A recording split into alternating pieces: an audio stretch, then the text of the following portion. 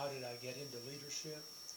It's been a real gradual thing for me that dates back to when I was a teenager. I probably filled every position in the church growing up, from youth to Sunday school teacher, and then when I graduated from high school, we moved to Bryan, and I was asked to be an elder in the church there, which they elevated me to leadership there. Shortly after that, I was asked to become a youth pastor at a local church. A year after that, I was invited to become an associate pastor at a church in Abilene. 1 year after that, we were called to a church in Louisiana to serve 3 years as senior pastors there. In '79, we came back here, which has been 36 years ago, a lot older than you are. We came back here, and in 2001, I was elected presbyter. In 2010 or 2009, I was elected as executive presbyter. So it's just been a gradual thing with me to get into leadership. It was not something that I intended to do, no more than follow the call of God that He placed on my life. But I've been consistently elevated to new levels of leadership. Most unexpected part of leadership that you didn't see coming.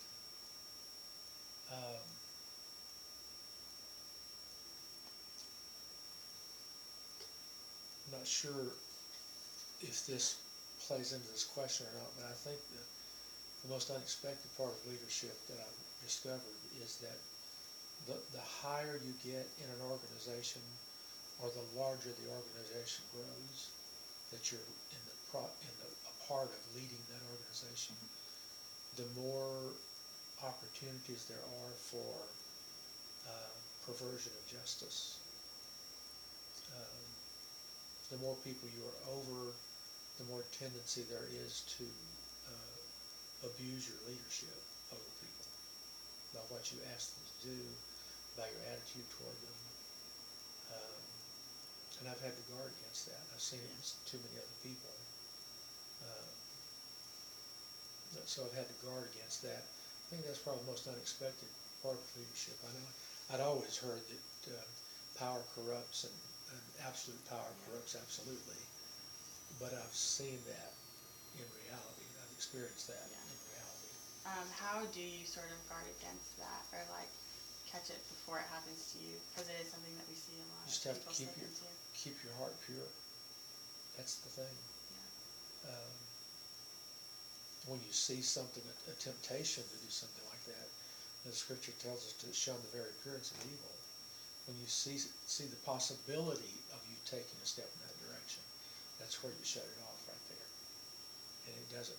I would rather be an honorable man than to be a presbyter or an executive presbyter. I'd rather be an honorable man than to be a pastor, even if it came to the choice between the two. So you just have to guard your heart in leadership. A picture of leadership changed over time. I think it would probably be what I've just talked to you about. That's something that has to be guarded. The next was how do you measure your success as a leader? I would answer that part of the question by saying, when I can lay my head down at night and say that I've done what the Lord of the harvest has asked me to do. Whether He's asked me to lead anybody specifically or physically that day, if I know that I'm following His will for my life, if I know that I'm being obedient to the things He's directed me to do as my leader, then I feel like I've been a success. We've gotten the idea over the years that evangelistic work or witnessing to people is some kind of a used car salesman type office, where we're supposed to close the deal and shake hands and pray the sinner's prayer and we're done with it. But in the New Testament, the more that I read, it relates to a harvest. And that calls on people to plant, calls on people to tend, it calls on people to finally take in the harvest. And so if I've been given a word for somebody that day, and I've delivered that word to them, whether I brought them to Christ or not, if I've moved them closer to the cross because of what I've been obedient in doing that day, then I've been a success that day because I've been obedient to the Lord of the harvest. Okay? Anything happened where you were like, I'm really making a difference? I think there'd be a tendency, because of the offices that I had told you about earlier, that I've been elevated to at different times, I think there would be a tendency to have that feeling, but that's part of what I said a little bit ago.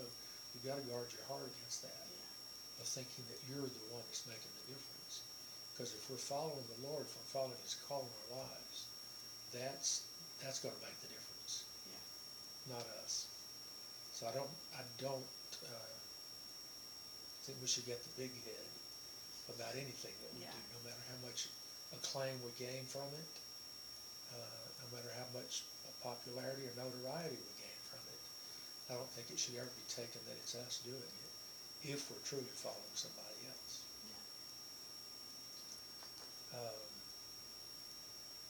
What parts of your personality play into your leadership naturally? I don't know if there's any part of my personality. I've got my personality from my mom. Very laid back, very calm, very soft-spoken.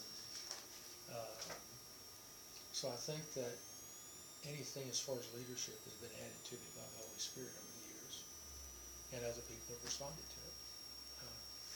That's pretty well all I can tell you there. Am I more task-oriented leader or people-oriented leader? I think early on in my ministry, I was more of a task-oriented leader.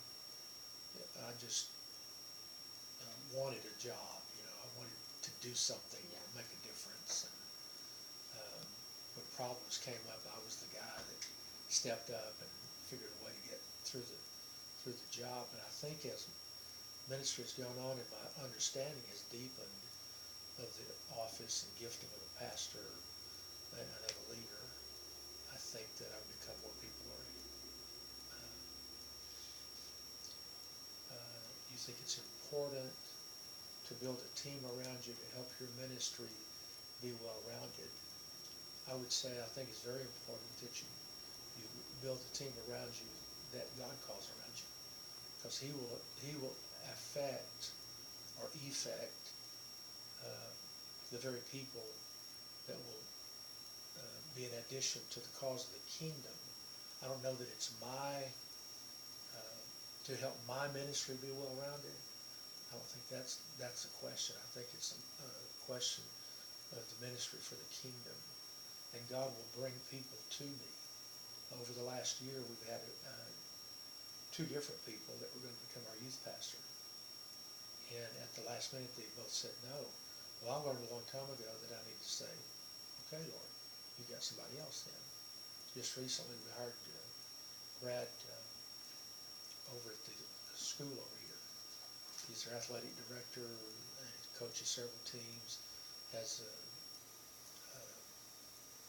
Association of Christian Athletes or Fellowship of Christian Athletes that he's over, and he's going to become our youth pastor here. Matter of fact, I announced him last Sunday, but I think that he's the man for the job right now. We've also been looking for an associate pastor, and we've gone through one other couple that were going to come here, but they changed their minds at the last minute. So I'm still looking for that associate pastor that God's going to send to me. How do your spiritual gifts play into your own leadership? I know that God has gifted me as a teacher. I know that God's gifted me evidently as a leader over the years. I think those two areas, of course, God has blessed me with some ministry in the prophetic, and then he called me to an as yet not understood call to the work of an apostle, apostolic work. And I say he called me to that. He spoke to me through 4 or 5 different people. And then the last one he spoke to me about this was a Cuban evangelist that had come through here a couple of times before. He said he had a word for me that day, and he confirmed it about 3 months after the 5 other people had confirmed it to me. And I know God does me that way because he knows when I get down the road and hit the wall, I'm going to be doubting whether I actually heard from God. Yeah. So God always gives me many confirmations of important words that he gives to me. But those spiritual callings and giftings, I think, play a very important part in my leadership. And the last question you have here is, what is one piece of advice you think is absolutely essential for emerging leaders to know?